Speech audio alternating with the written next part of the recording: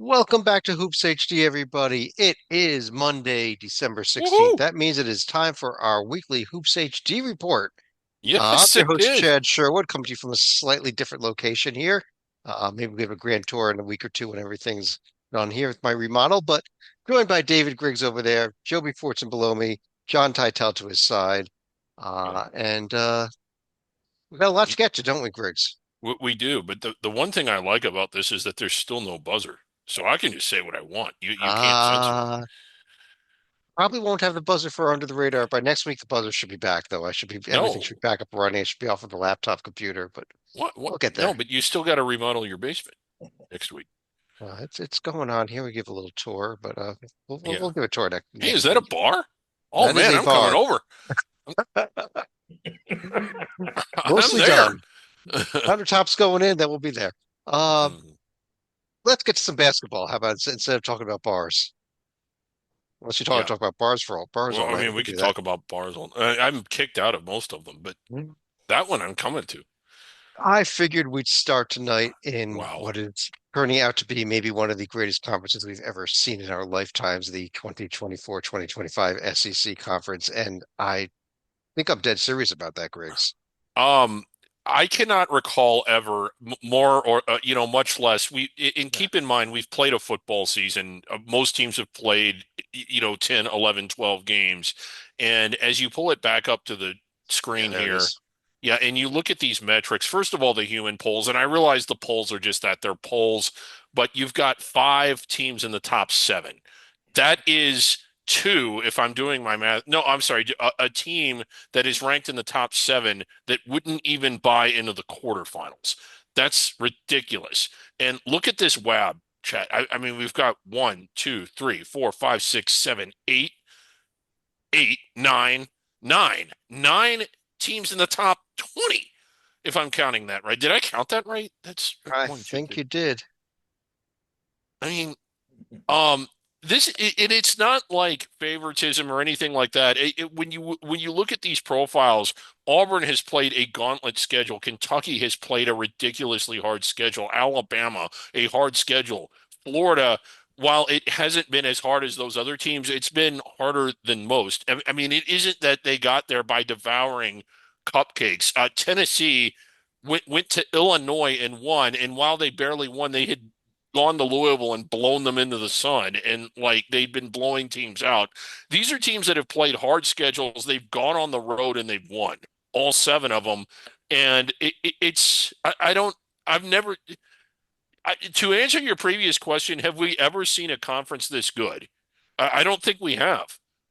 I mean, I know we still got plenty of time to go here, but we look at the this week's results. And these were not all bye games. These were a lot of games against power Yeah. competition, and only Yeah. LSU the loss to SMU. That was the only loss there.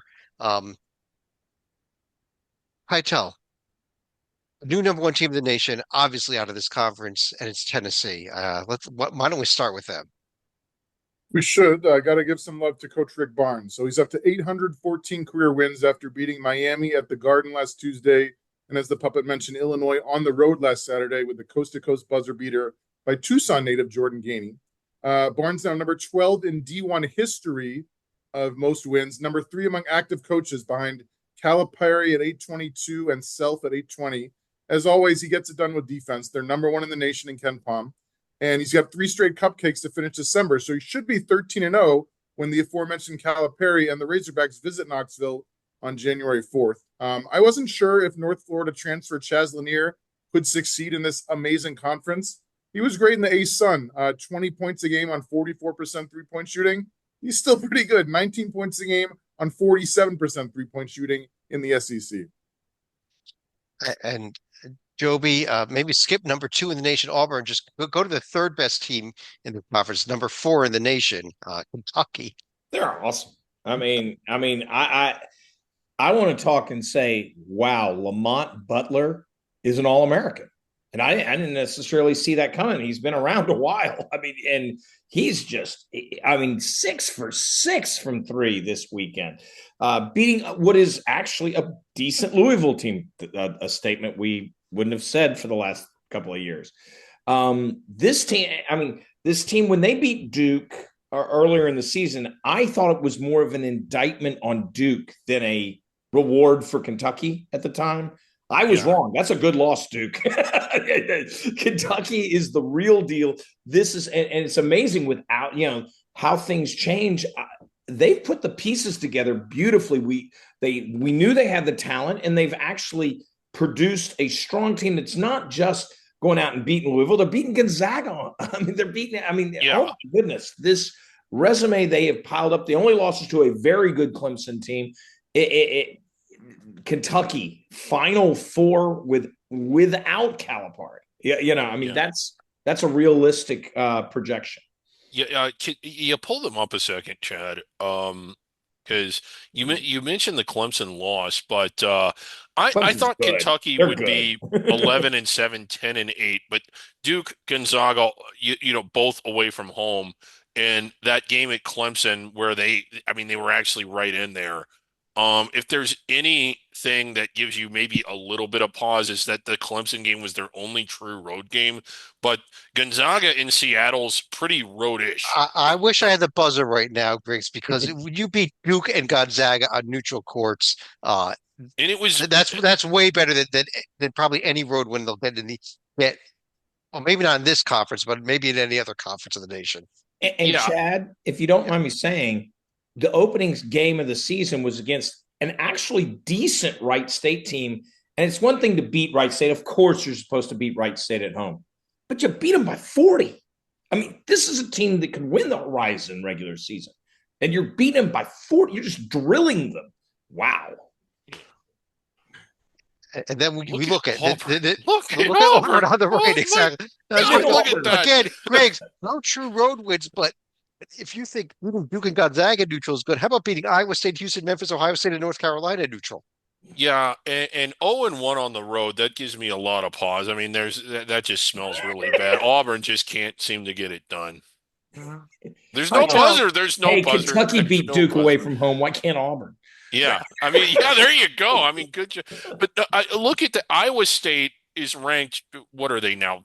Third, I think. Number 3. They're the team that snuck in the top 5 there. That's not SEC. Exactly. Yeah. The Houston game was not on Houston's campus, but it was in the city of Houston, and they won that. Memphis, Ohio, and what they did to Ohio State, I didn't think that was legal to do to people. I pulled up A&M over there on the left here. There's another one notable games this week. They beat Purdue, technically a neutral court, but in Indianapolis also. Yeah, great win. No Zach Edey, but still a great win. And then I want to circle the UCF loss on the season opener on November 4th for a couple reasons. Number one, they were leading by 11 points with under 7 minutes to go, so they did choke it away. Secondly, they were missing Zurich Phelps, who's arguably one of their best players, who just scored 16 against Purdue with 3 rebounds and 4 assists and 2 steals. So we're not getting into the bracket broadcast just yet, but when we get there, this is one of those games where the committee should say, oh, A&M was missing one of their best players and lost on the road by 3 to a decent power conference team. Let's make that note. And they will. We could probably spend another couple hours on this conference, honestly, because even below the teams we talked about, for example, Joby, seems like Ole Miss quietly 9-1 and in the top 25 poll. Mississippi State, same thing. There's just so many good teams here. And at some point, are they going to start cannibalizing? They've got to cannibalize themselves, don't they? Yes, but here's the thing: is it's beautiful for them, and that let's peer over to the net and see what those nets are. Every single team except for South Carolina, you lose on the road. Okay, Auburn goes to LSU, the second worst team in the conference. You go on the road, it's still a tier 1 loss. No one's going to care. Oh. Yeah. It's still a quad 1 loss. It's not a big deal. Even South Carolina's a quad 2 loss on the road. At home, you lose. You make a slip up. You lose at home. Okay, only 5 teams in the entire conference is at a tier 2 loss.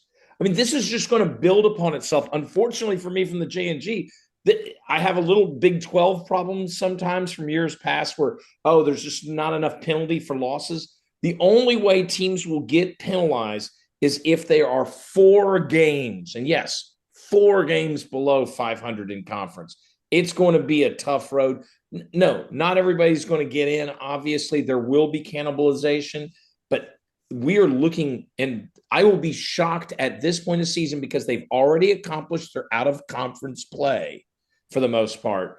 I will be shocked if we do not see double digits out of the SEC Yeah. for at larges Yeah. and champ. I'll be And, shocked. And it and could go higher than 10. before we move on, let's look at some of these one-loss teams because they did not, while they may have played a little more from the pastry cart than what Auburn and Alabama and Kentucky did, like Missouri has a big win against Kansas. Mississippi State has some decent wins. Georgia has played well. It's not that those were all home bye games either. I mean, you go down the list, even Vandy won some games in their in-season tournament. And that's what's so incredible. It isn't just the bloated records, it's who they've played and what they've done away from home. The whole league. Yeah. Mississippi State has 2, in my opinion. Now we'll debate one of the teams, has 2 wins against tournament teams. Yep, Yeah. 2. That's more than almost I'm anybody not else certain outside the if you're SEC has if you're done. counting McNeese, Joby, we're gonna have to debate that because No. McNeese has been very I'm disappointing. SMU's the one, but Pitt's a tournament team, no doubt. Okay. It's a tournament team, no doubt. And I think SMU is now. We'll talk about that when we get to the ACC. Let's take a quick look at the upcoming schedule. There is a very busy schedule, but we're mostly back onto bye games during the week. This weekend, a few games to circle though: Kentucky, Ohio State, Auburn, Yeah. Purdue, Mississippi State, Memphis, This Missouri, Florida North Illinois. Carolina game tomorrow is Yes, thank you. really big. Yeah. That game's in Charlotte. It'll be, you would guess, a pro North Carolina crowd, but this is a very good Florida team.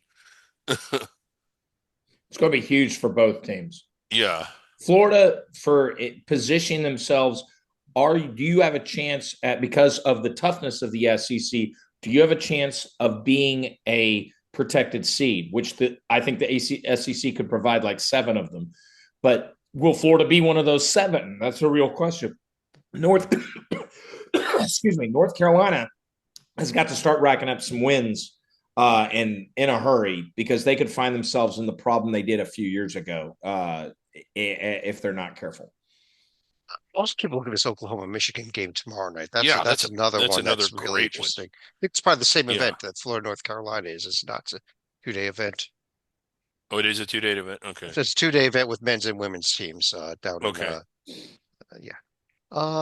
Let's go ahead and jump over. Let's jump over to the ACC. You were talking about SMU earlier here, and there's the ACC standings here with, unlike all those top 25 SEC teams, we've got one and only one top 25 team. It is Duke. Got 2. Clemson's in the AP. Yeah. I'm sorry. Clemson did hang on the AP at number 25. The coaches poll, they were out. Clemson And with I that think loss to Memphis. They were punished more than they should have been, to be honest. So. Yeah, we'll get into that. Where were the people for that game? Like you're nationally ranked, you have a really good opponent at home, and the arena was like filled with children. What was that about? But let's. I was going to say let's spend a minute here talking. Tytel, let me go to you first about this SMU team because they actually were the only team in the nation to beat an SEC team in I think the past 10 days or something ridiculous. Excellent stat. Coach Andy Enfield only won 15 last year at USC. He's now 9-2 in his new conference with a double-digit win over LSU in Frisco, Texas last Saturday. They head to BC this Saturday. Then they host Longwood the following weekend. Then they get an easy start to 2025, back-to-back games against Duke and Carolina. The interior defense has been amazing. 42% allowed from 2-point range, top 15 in the nation. Great scoring balance. 5 guys averaging 10 to 15 points a game. One of those 7'2" freshman center, Samet Yigatolu from Turkey, aka the Turkish Terror. But farther down the scoring list, averaging only 3 points a game, is senior forward Tibet Goriner from Turkey. He began his career at Arizona, so I call him the Turkish Traitor. And Chad, I love this SMU team of what they're doing right now. And what I like about them, that they might need to find themselves a go-to scorer, but they have guys every night that will step up. They, over the last 3 games, they have had 8 different players hit double figures. I mean, this is a deep team. Andy Infield's doing it right. And Griggs, you'll be happy. They have a road win at Washington State, who Yeah, is yeah, a good team. That is a legit road. That is not an yeah. easy place to play. This SMU team is going to take advantage of a weakened ACC this year. Right, they need to not make mistakes, but I think the balanced scoring will allow them to beat, as they beat Virginia. I think they'll continue to beat the Syracuses and the Boston Colleges and that crowd. And they have a few scouts already. I think they'll get a few more with the top end of the conference. Not saying they're going to win it. I still would pick Duke or Clemson or someone like that. But this team is a tournament team. It legitimately is. I think they will find themselves inside the bubble when it comes March because of that balance that they bring to the table. I agree. And the LSU win was not a bad win. I mean, it wasn't a blah win. That's going to look pretty good. But yeah, LSU and Wazoo, that's pretty decent, especially compared to sort of the fluff that's going on in the rest of the conference. And that's what I was going to ask you, Grace. When you look at this conference, yeah, a little late from Clemson and Pitt this year. Obviously, we've got Duke, but with Carolina at 6-4 right now, um, Yeah. I'm Now, struggling, and I'm struggling to find anyone else to even look at here, and that might be bad news for everybody because so many of your conference games are getting against teams that would be nowhere near the bubble. yeah. And essentially, like, there's just not going to be enough room. I mean, I think if 2 or 3 teams run away from the rest of the conference, they'll play their way inside the bubble. And I do think North Carolina will be there in the end. They are 6-4, but they were out in Maui, and they've played. It's not like that they've been just sitting at home playing bye games. I mean, they've played Their some pretty strength of routine schedule games. is 10th in the country. Yeah, I mean, Yeah. now I'm not trying to say, Chad, that they're underperforming or that they're not underperforming, but I am saying that I still think that Carolina's ceiling is high, and at the end they'll be there. But Louisville dealing with injuries, Miami a major disappointment. One of my dark horse sleeper teams has not woken up yet. They're very much still asleep, but yeah, there just isn't a lot of meat here. It's a lot of pastries. Well, kind of Title. Let me ask you this: when we look back at this comes at the end of the year, if you're looking at a team that's maybe on the bubble, maybe an SMU or a Pitt is on the bubble and wants to try to find a way in the field, but you've lost a couple road games Mm-hmm. at tough places to win, like at NC State, at Wake, at Virginia Tech, tough places to win, but they're going to be bad losses because they're triple digit net teams. Is that going to hurt bubble teams in this conference? So just to clarify, are you saying these are going to be tier 3 losses, Chad? Or They possibly could be at Virginia sub Tech will. 100 Virginia right Tech now. Yeah, definitely be tier 3. I mean, I believe any tier 3 loss is bad, whether it's ACC or ASUN or a whatever. I don't know that they're all going to be tier 3, but yes, I think that's a valid point, Chad. That as of today, if you end up with multiple tier 3 losses, that can severely hamper your resume. let's take Yeah, a quick look at the upcoming schedule here in the ACC.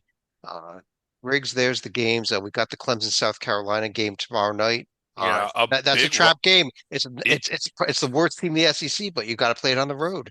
it's on the road and it is a rivalry game, and they're going to be way up for that one. And I mean, that's not going to be an easy one to win. Um, yeah, you're highlighting some other stuff there. Virginia, Yeah, I just don't think This they is the got it in last them. stand. I mean, this is Yeah, the last stand. If Virginia were actually to pull it out, which I don't think they will, but I don't either. let's say there's no point guard. I mean, there's no point guard. Day Day's still hurt. That if Virginia were to pull it out and then does their typical Virginia thing of beating all the teams they're supposed to win and get another scalp, all of a sudden Virginia becomes interesting Yeah, because the losses that Virginia has taken, every single one of them is to a high end. 3 of them are to protected seeds, and the other St. John's is inside the bubble. So it's mhm. not like you go, oh, those 4 losses are awful. They're all tier 1. So it's the question is, but Virginia needs to actually show they can beat somebody. This conference doesn't give the opportunity to do that this year like it normally does. So Yeah. you need to win against Memphis, period. And then And you can't lose to Virginia Tech on the road like you normally did. I yeah, was going to that, say, It's a so tough I think road. that, I don't see how Virginia does it, but at least, that 25 strength of schedule is real. And so you have a shot. You the give big knock, yourself a yeah, shot. the You have other a huge game, Villanova win that's okay, and so. the other huge game Saturday is the North Carolina UCLA game. North Carolina really needs this game to Yes, get they out yeah. of where they are. I actually think the Florida North Carolina is a bigger one because I think you can lose Okay, to UCLA or Florida, but you need to win one of them. right. And That'll be that's a huge week tough for the week Tar for Heels. it really is. Yeah. And they've played a tough schedule up until now, but yeah, if they lose both of those, Mhm. it gives you a lot of pause. Yep. They're not going to S- have those little AP and coaches poll rando throwaways anymore. Mhm. Speaking And they're about going to that be 6 and UCLA, 6. They lose both. They're 6 and 6. Yeah. speaking of that UCLA team though, Titel, let's just jump right over to the Big Ten. I hate to say that. Go to the Big Ten and talk about UCLA. But we got to get used to saying things like that. I hate having to talk about it, Chad, but when they kick my team's butt, you gotta. Coach Mick Cronin only won 16 games last year in the Conference of Champions. He's now 9-1 after a 3-point win over my Wildcats in Phoenix last Saturday. Bruins trailed by 13 points with 10 minutes left, and then they flipped the switch on defense. Arizona scored 5 points in the final 10 minutes to ruin my entire weekend. The Cats committed 22 turnovers because of the dominant UCLA defense, 55 points allowed, number one in the nation. Scary part, we are in this era of 50-year seniors and grad transfer. UCLA has 2 seniors among its top 10 scorers. And keep an eye on their free throw shooting. 68% is bottom 100 in the nation. And their last 2 wins were by a combined 5 points. So that is going to bite them in the butt sometime soon. Hmm. This is an interesting conference here too. Griggs, I think maybe we should start by talking about the team that I personally think was vastly overrated heading into the season and has played up to that of being overrated. The Indiana Hoosiers got their butts Yes. kicked by Nebraska.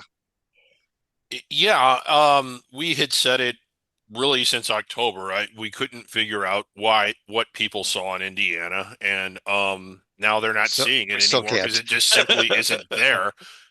Somebody voted for them, but no, I mean the 8-3 record, if you pull it up, it's not an impressive 8-3 at all. And how good is Nebraska? Not so good that you need to be losing to them by a million or whatever the point differential was. Oh, Joby, how good is Nebraska? I think with Bryce Williams, I think Nebraska is actually a very solid team. Of course, they took care of business, but remember, Indiana did. To Indiana's credit, with 3 minutes to go, it was like a 1 point game, and Nebraska decided to just Yeah. put the accelerator on, which to me shows a lot about Nebraska. I think it was in Lincoln, so you do have to give that little asterisk. This is where I'm with Griggs a little bit on it, getting the hometown. But Nebraska is actually, at Creighton's a real win. I know Creighton's not having the year we thought they would, but that's the rivalry game. I like the North Florida win. I mean, others Yeah. haven't done the North Florida win. So, and the losses are to teams that are at least in the field or on the bubble. This Nebraska team, if they can go 500, they put themselves in a position where if they go 500 or better in the Big Ten, I think they got a real chance of going dancing. Another team that was only a 1-1 week for Illinois. Their loss, though, what's to Tennessee? Can't can't Yeah. can't fault them for that. But I tell nice home win over Wisconsin for Illinois this past week also, and the Illinois seem to maybe they have something this year. They do have something. They're very young. They got a lot of good freshmen in Jack Jonas and Will Riley and Perez Johnson. So, like, they don't have the experience that other teams do.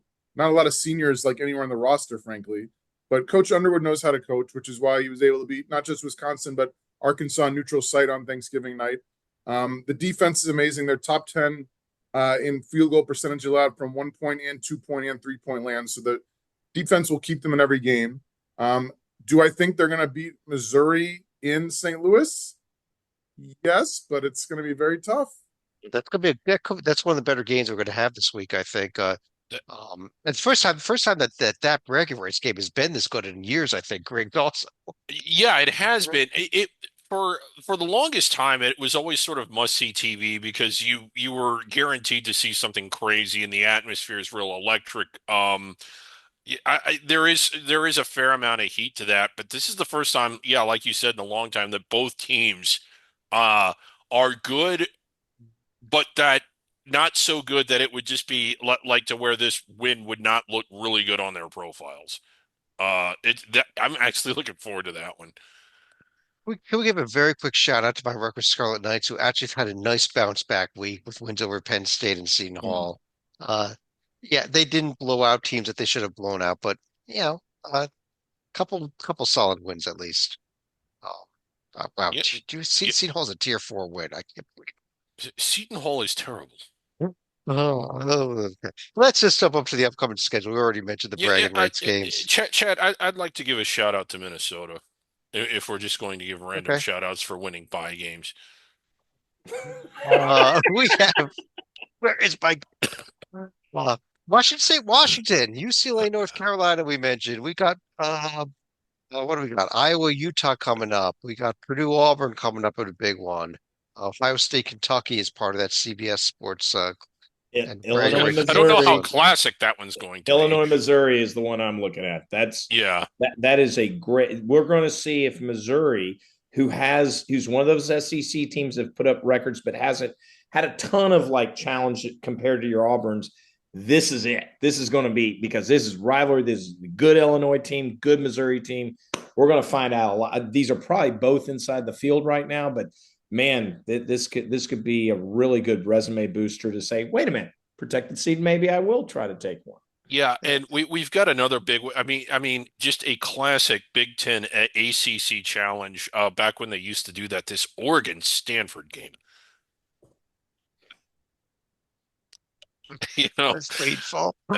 Um, we can come for Nebraska. They're going out to Hawaii. They'll be part of the Diamond Head that starts on Sunday. Wow, we've actually yeah, reached Diamond Head time. And, yeah, and Illinois better watch out in that game, given that Missouri already has one scalp of a next door neighbor. We'll see if they can get yeah. the other side. They got Kansas a few weeks ago, so Oh, they're going to be living lots it's of happy so it's people in like, wait a minute, Missouri if can you they get get. both? Because I've always thought of while we all know Kansas Missouri is the big rivalry that Greg always talks about, and rightfully so. They had a war, an actual war, Yeah, they did.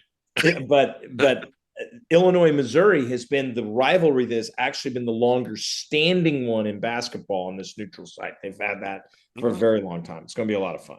Yeah, they ruined the border war when it Played. stopped being a conference Let, game. let's move over to the Big 12 conference here. Keep things rolling along, and a couple of notable games this week. We'll get to the Cy-Hawk game in a minute here, but let's start with Cincinnati Xavier, which was put on Oh, its rightful place on ESPN Plus for streaming this weekend.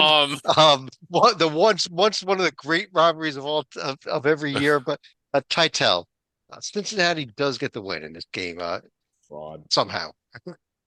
3-pointer by home in the Skyline Chili Crosstown Shootout. Yes, that's how it's branded.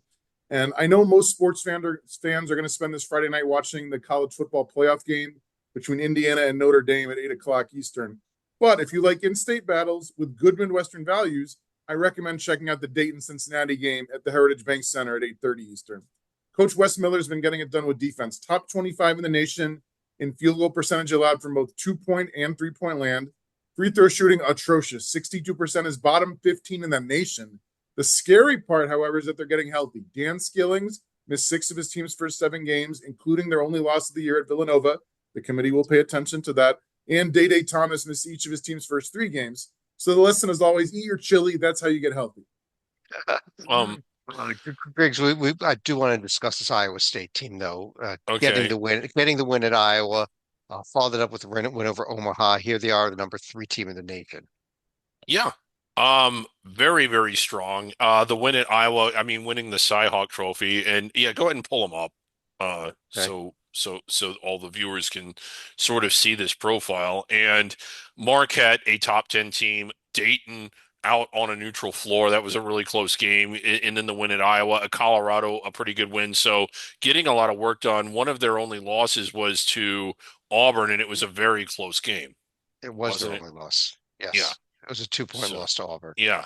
So I mean, they've certainly performed, and when you look at the upcoming schedule as there is conference play nears, as good as the Big 12 is, you start to think, well, that's winnable, that's winnable. I mean, is this a 1 or a 2 seed caliber team? I think that it absolutely is. Well, Mhm. well, Um, Joby, he said as good as the Big 12 is, and No, maybe they're we're not as kind good of as they thinking usually are. about last year when you say that because I mean I think Iowa State's a great team. I think Kansas will be there. I think Houston still hasn't played anybody or hasn't beaten anybody, but I think they deserve the top 15 ranking. But I don't see much of the conference after that. I really No, I don't. don't. I mean, they'll have other teams make it. Yeah. There's good teams. There's good teams. We talked about a Cincinnati team that's a fraud for being in the top 25, but they're is not a fraud. Cincinnati good? No, I don't think they're good enough to be in the top 25, which means you're wearing white. But I do think they're good enough to be inside the bubble right Okay, now. Yeah, because and they beat a Xavier's a weird win, and we're going to find out as you say. I like Dayton over them this oh week. yeah, I do too. But I do think Cincinnati there's other talented teams. West Virginia, Texas Tech, Baylor is still roaming around. There's other teams that can make noise, but they're going. This isn't your Big 12. Usually, how the SEC looks in the net is what the Big 12 has been for years. Oh, except for a random Kansas State team this year, South Carolina is playing that role. Uh, you know, you're getting tier one wins, win or lose, that sort of thing. The SEC's on overdrive this year on that component. Let's then check the Big 12. They're doing fine, but they've got a bunch of tier two, at the end of the day. I yeah. mean, yeah, They're grouping teams between 60 and 95 as opposed to between right. And 30 and usually that's a 50. grouping between 40 and 60, Yeah. if that makes sense. And so it's not that it's bad. They're going to be fine. The Big 12 will get plenty of bids, but it's not what the Big 12 usually is. And they are behind what I would say they are definitely behind the SEC, obviously. And I'd also say the Big 10. Yeah.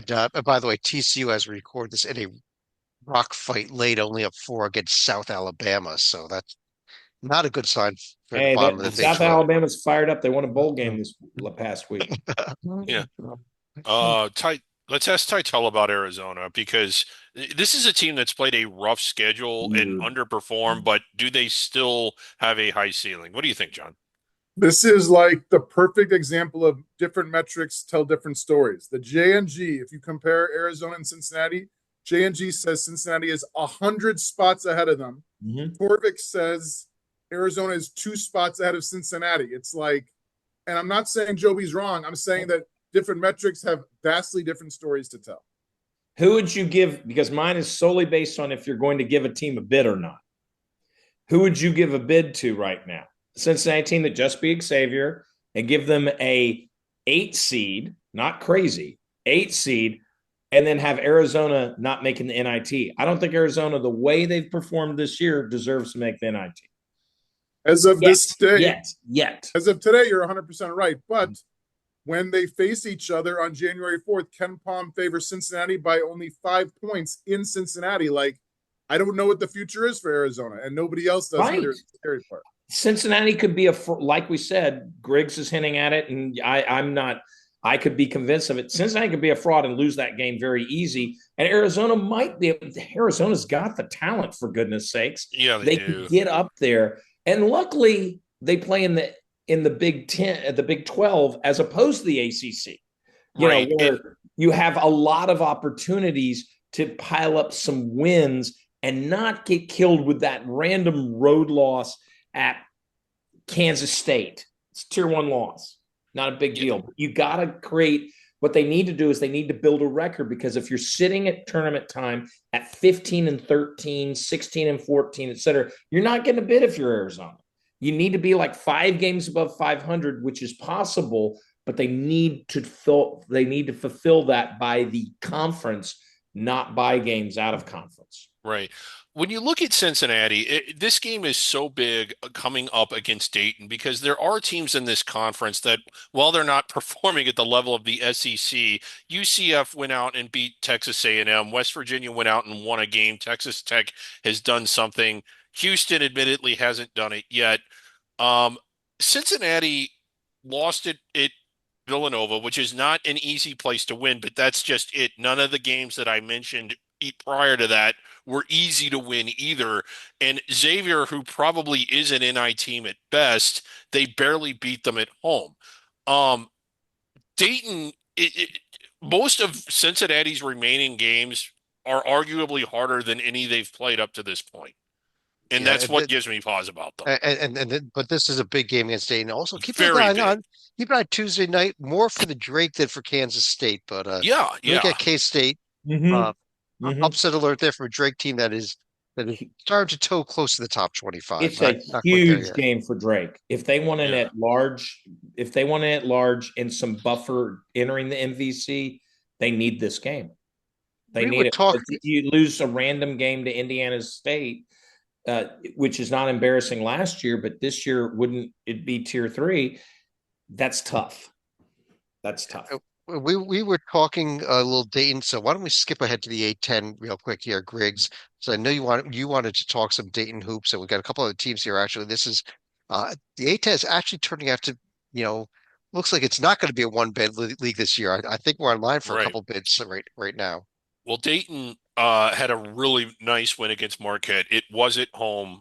You could debate all day long, do they get that on the Right. road or on a neutral floor? But they fell behind. And one of the things that I was impressed with was just the adjustments they made offensively at the half to figure out what was a very tough and very good Marquette defense. Now, again, they did it at home, and the crowd was with them. They also beat one of the things that people are critical on Dayton is that they don't really have a deep rotation. They only go six deep. There is a seventh guy that they use, but at the same time, they played 3 games in 3 days in Maui. Not exactly an easy trip. That's very exhausting. And on the third day, they beat Connecticut like a drum. Yeah. So while they Uh, might only go six deep, they certainly weren't fatigued. and look at those scores against North Carolina by 2 and Iowa State by 5. Right. And those are their only 2 losses. And when you've played 4 protected seeds or 4 probable or potential protected seeds, and you beat 2 of them and one's away from home, and then the other 2 you lost to by a combined total of 7. 7, that's a protected seed caliber. I pulled up on the right there, the Rhode Island team. Archie Miller's team, only one loss of the season, and it was in the championship game of the Ocean State tournament. So it doesn't, that's a rivalry game, doesn't count, right? Yeah. It should. They bounced back from the double overtime road loss at Brown last Tuesday with the home win over Central Connecticut, 10-1. They get this whole week off before they face Temple and Springfield. Quick trivia. Does anybody know the coaches the last time these two faced off as conference rivals when the Owls were in the A10 back in 2013? Anybody? I I I I don't. What was the question? Would that be Coaches Hurley? of Rhode Island and Temple back in 2013 when they were both in the A10. Was that Danny Hurley there at Rhode Island at the time? And Dunphy at Temple. Can you imagine Okay. if they're Yeah. still Yeah. around? I wonder whatever happened to those two. It's been perimeter defense. 27% allowed behind the arc is number 10 in the nation. Hopefully they can get Albany transfer Sebastian Thomas back. He's got a minor foot injury. When he's healthy, he's a leading contender for player of the year in this great conference. 17 points, 4 boards, 7 assists, 3 steals per game. Joby, real quick, one other team in this conference that also suffered its Woo-hoo. first Like loss, that lost to San Francisco, this Loyola team. A lot of wins, a lot of tier 4 wins, though. It's a devastating loss. We'll talk about the Dons, I'm sure, later. This is a devastating loss because this exposes Loyola as it raises serious flags. Hey, you lose to San Francisco, give San Francisco credit going on the road, by the way. the game was in Milwaukee. Milwaukee. in Sorry, the middle. Yeah. you know what I'm saying. What going to the Rocco Central did. Time Zone. Yeah, Rocco Miller, who's not here tonight, called up both teams and they said, "Sure, we'll come to Milwaukee." It's crazy, but Yeah. I'm really worried for Loyola Chicago, given what we've said about the A10, which it's a little deeper than it normally is. I don't see this team, even with the gaudy record, able to do it. I don't see them beating Dayton. I don't see them, I see them possibly, losing to the Bonnies over, here and then in the tournament. I feel like they've hit their apex and that they will not even be NIT worthy by the end of the year. Well, I'll tell you what, we find out a lot next weekend. They are out of the Diamond Head as well with Nebraska and Oregon State and even a pretty good Murray State team. It's a nice field out there actually in the Diamond Head this year. So Yeah. um, I feel like they're in a little trouble out in the Diamond Head out in Hawaii. upcoming schedule here for the A10. We mentioned some of those games. Dayton before even that big Cincinnati game has to host UNLV Tuesday night. It's tomorrow, yeah. Tomorrow night, yep. Uh, and as far as upcoming schedule here for Rhode Island, let's take a quick look at that. That would be a place, just the Temple game, it looks like. Um, we did skip the Big East. Let's jump back over to them.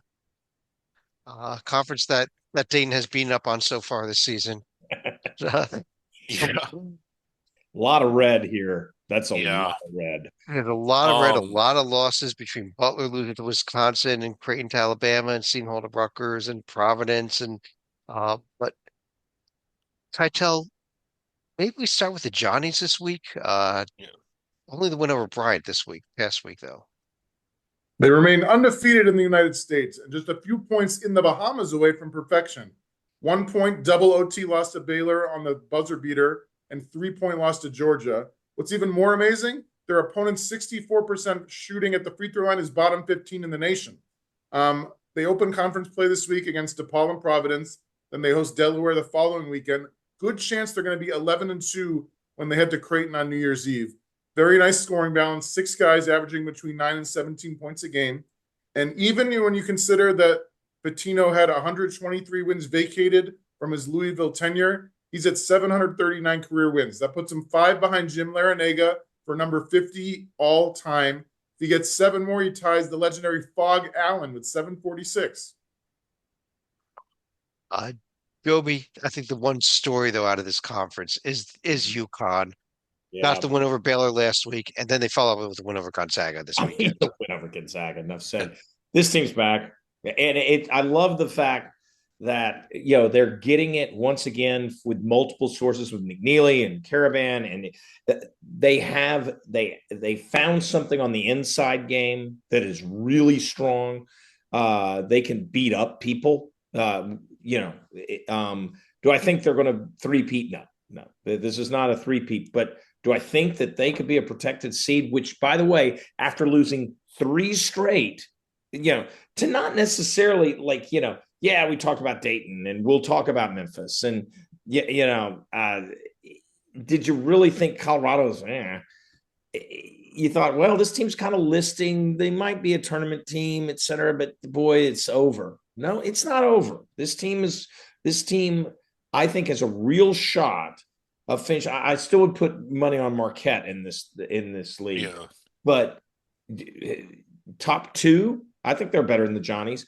Top 2 in this league, sure. They're definitely, I think, and they will be competing for a protected seat at the end of the year because they're strong out of conference schedule with a great scalp against the Zags.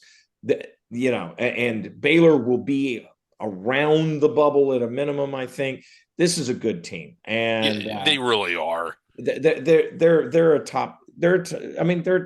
Look where they're ranked. I think 11th and 13th is about right for them. And I'm glad the pollsters have them because of their name more than what they've done. But I actually think in this case, the value really is there for them. Yeah, and Chet, one more quick note on UConn, because I know Zach Singer is going to be watching. They did go out to Maui and they lost all 3 games and finished last, and I just want to mention that every week. Here's the upcoming schedule. We have conference play this week in the Big East. Xavier at UConn, followed by UConn at Butler. The Johnnies will be hosting DePaul and at Providence. A quick note about Xavier. John Stalika not with us tonight. That's not the note. Zach Fremantle most likely out indefinitely due to an injury on Saturday. Xavier, it's just it seemed like when they were handing out bad luck, Xavier was at the front of the line in recent years. Rough. Yeah. Georgetown Hoyas, Titel, they're going to be hosting Creighton that Wednesday, which game you'll probably be at, right? Both teams with winning records. I don't know the last time I ever said that about Georgetown in a Big East game. And If you like matchups of big men, Thomas Sorber against Ryan Kalkbrenner is going to be fantastic. Mountain West Conference, Joby, this is your favorite conference by far. But in all seriousness, we need to talk about one of the very small handful of undefeated teams left in the entire nation. Even though they're not the team that's in the top 25 poll, that's the Utah Right. State And they should be the Aggies. team. Yeah, yeah. Right now, Utah State has they've actually earned mostly, I would say they're undefeated. They could have a little better schedule, obviously, with that 224. But they've beaten some quality teams. The problem they have, and is that a lot of those teams, all three of their biggest wins, sit teetering on collapse if they're not careful. All of it, the Bonnies only have one loss. Well, all of a sudden they lose to Fordham in the A10, which I mean, all of I a kind of sudden like this Bonnie's team, to be honest. I know it's not a bad team. It's a good win yeah. right now. And it could turn out to be a really good win later if the Bonnies like split with Dayton or something. Likewise, North Texas, it's kind of an NIT-ish team. It's done well out of conference, Mm-hmm. but it could fall. Iowa. Iowa's a solid Big Ten team. It's that once again, it's another high level NIT team, but it has the potential, as we've seen and discussed earlier. Iowa has the potential to be bottom 5 in the Big Ten. Yeah, they really do. But they have the chance to build up. Unfortunately for Utah State, unlike years past, the Mountain West has not faked their way into a bunch of high nets. And Yeah. so there aren't, besides San Diego State, there's not really a whole lot. I mean, Nevada's not a bad scalp, but they don't have the opportunities for fake tier 1 wins that they've had in years past. So they're going to be more reliant than ever on how out of conference teams that they have beaten play. And that I, is a nervous place for them to be. Yeah. They're but definitely deserving of, of yeah, being in Joe, the field, et cetera, right now, but it's more tenuous than you think. Joby, you've got. I think I'm really focusing on these next two games. This Next game here, three, really. But yeah. big trap Yeah, game here UC against San Diego, a watch very out. good That is a UC San Diego, massive trap game. Watch out. and then follow that up with the road trip to St. Mary's. They go 2-0. Then you go to the San Diego State game. Uh, very fascinating here. And Titel, why don't we talk a little bit about that San Diego State team? I mean, it seems like you guys all want to talk about the other team in San Diego, but yes, we need to talk about the Aztecs. They started this season 3-2, but have won 4 in a row, and the strength of schedule has been sensational. They've already played 5 teams in the Ken Palm Top 125. They get 3 more to finish off this month. Cal and San Jose. They host Utah State. They go to Boise State. The key's been interior defense. Only 42% allowed from 2-point land is number 6 in the nation, thanks in large part to the large man, 7-footer Magoon Gawath. He's only played 9 games in his career. He's 3rd in the nation with over 3 blocks a game, despite only playing 22 minutes a game. He's doing a lot in a little time. What I don't get is his shooting. 46% behind the arc, 45% inside the arc. uh, Griggs, one team I want to mention is this Boise Yeah. State team. They had that win over St. Mary's, which they desperately needed this past week. But Yes. did they dig too big of a hole by losing to Boston College and Wazoo already, or is there still I, a path here for this team?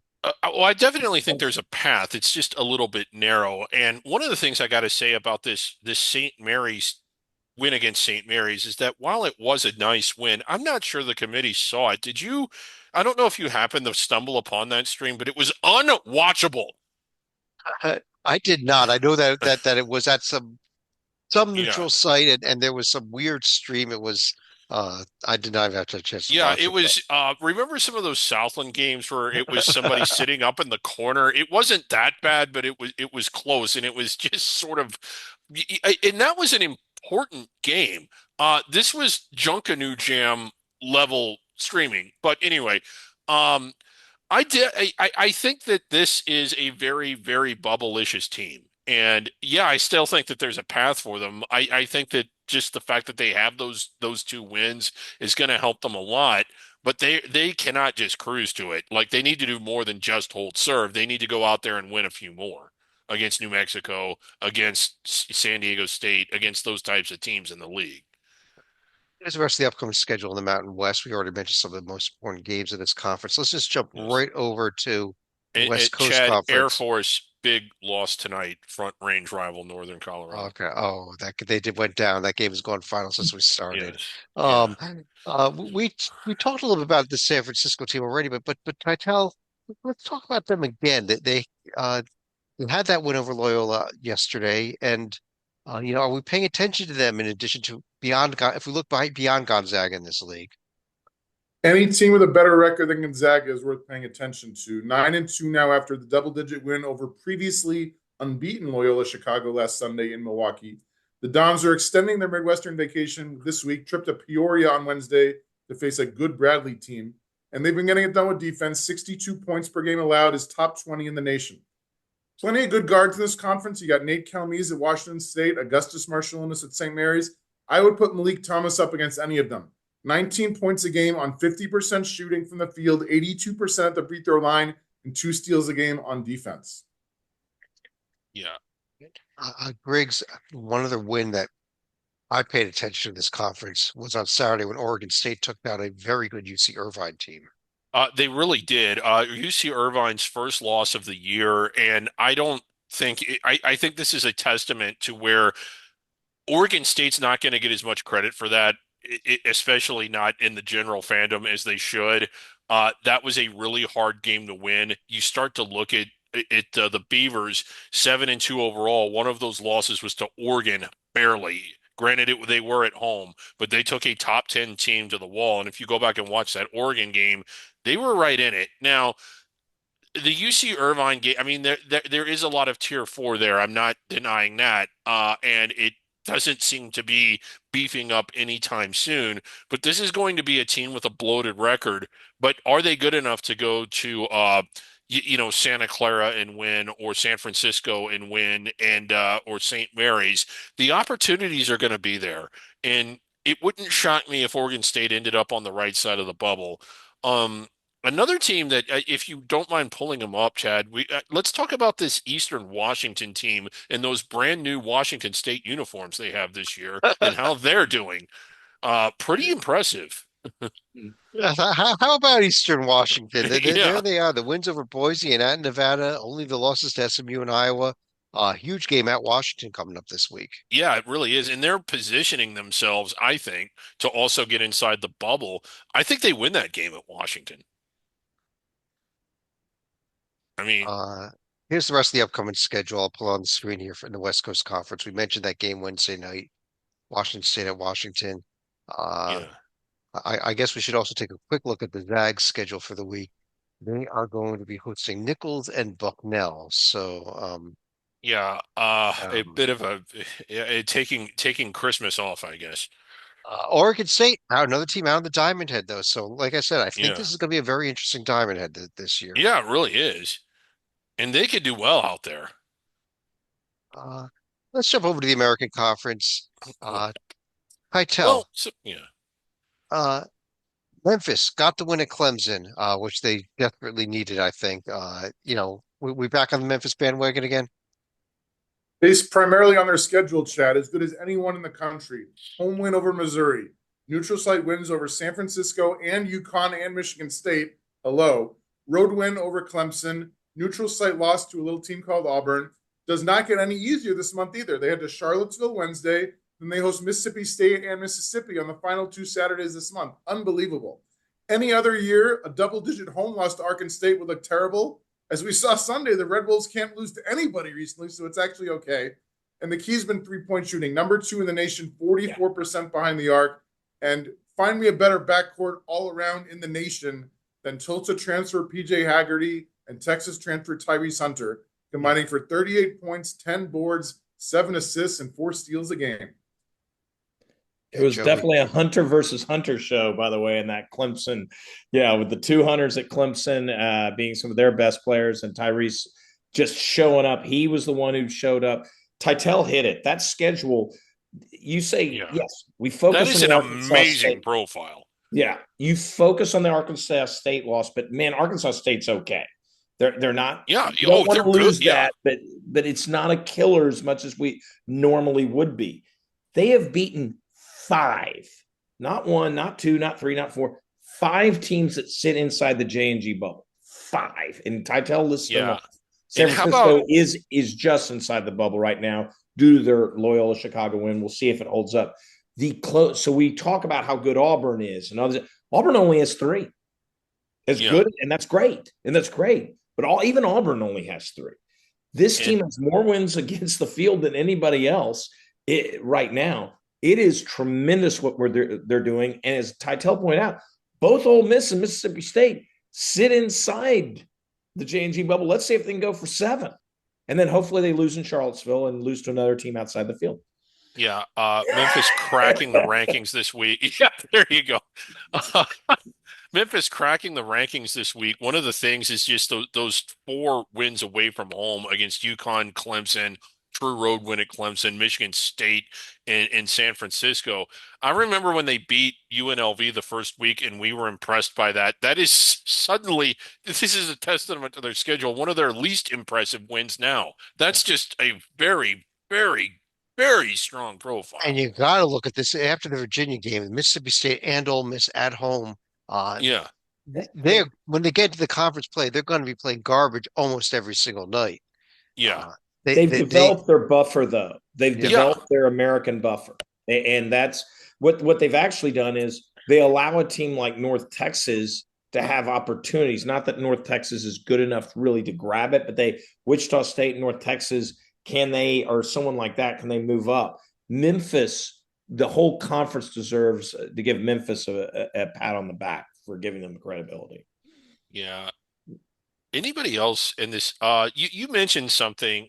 Oh, well, we'll get to this. I don't know what else Chad has in yeah. store. Here's what we got in store. Here's the upcoming schedule, and the games are the Memphis games. I don't think there's anything Okay. to look at in its Yeah, conference. But before we Wichita. move on, Griggs, go Well, ahead. yeah, Any other well, comments? yeah. Wichita State has a nice record, but when they've lost, they have not messed around doing it. They've just been blown out of the gym. UAB did something, and Tytel is a bit of a historian.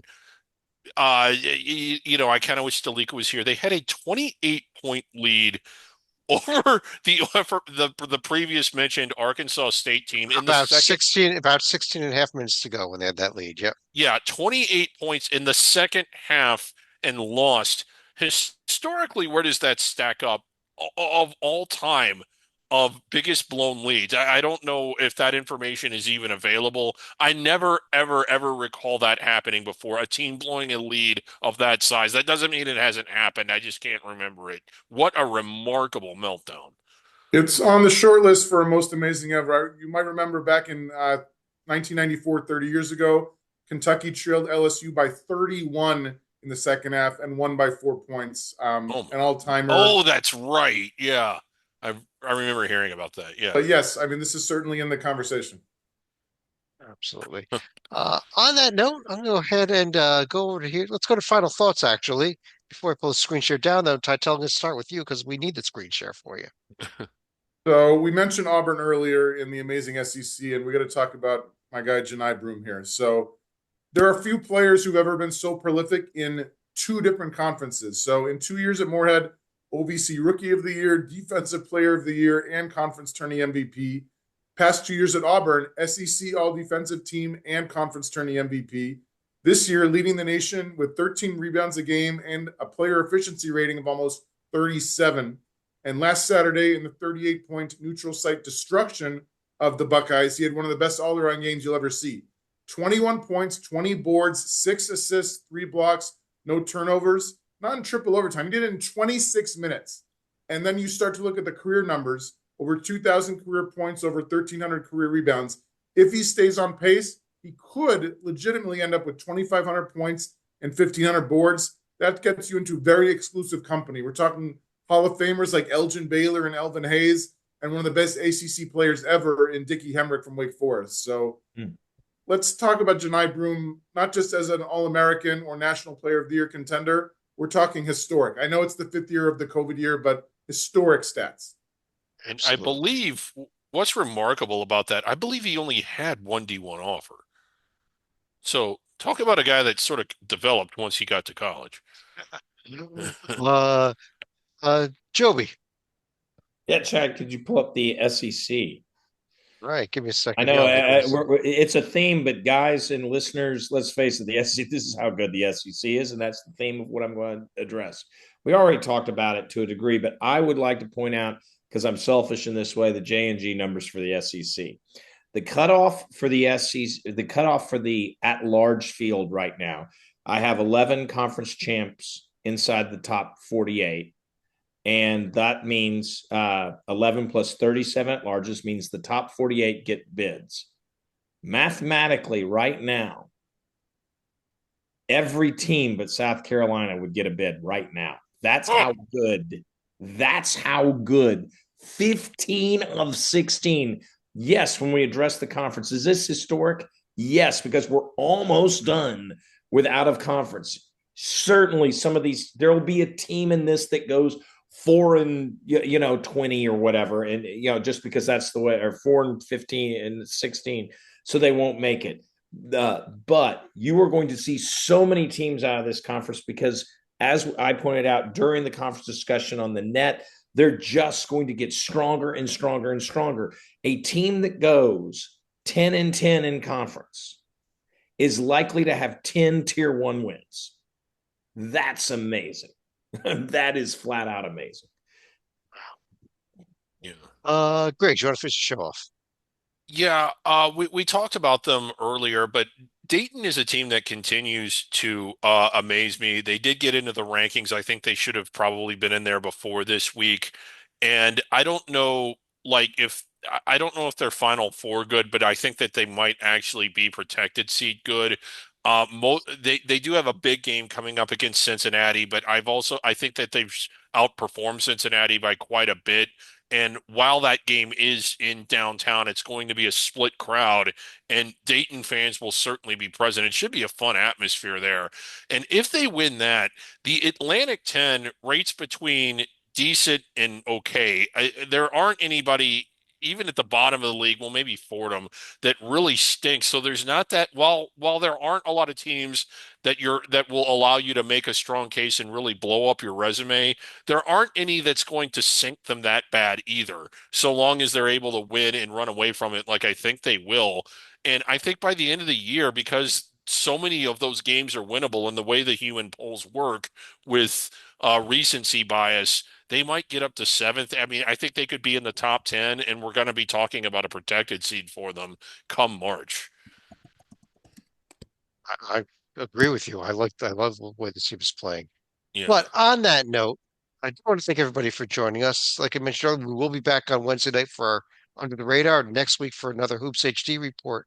But on behalf of David Griggs, John Titel, Joby Fortune, Joby, I gotta say for the side behind you, happy Earth Day to you. Yeah. Happy Earth Day. Yeah. Thanks for joining us, everybody, and we will talk to you again real soon.